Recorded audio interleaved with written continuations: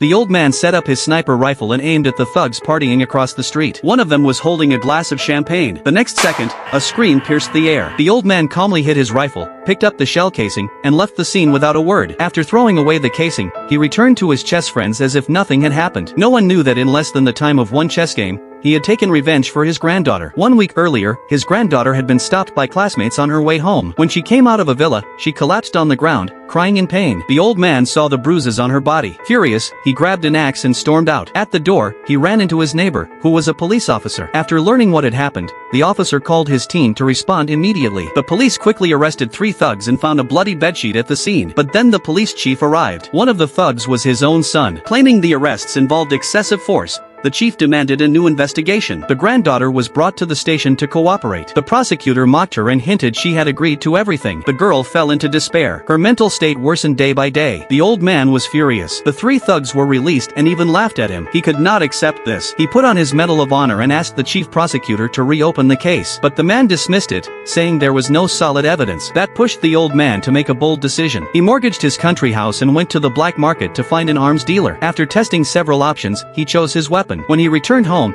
he noticed the attic of his daughter's house faced the thugs' villa directly. It was the perfect spot for a sniper. The next day, he saw the 3 thugs return home. While his chess friends were distracted, he quietly slipped away and began his revenge. The police opened a new investigation, but they could not stop the old man. He returned to the attic. One of the thugs was sitting in a luxury car, listening to music. The old man aimed at the gas tank and pulled the trigger.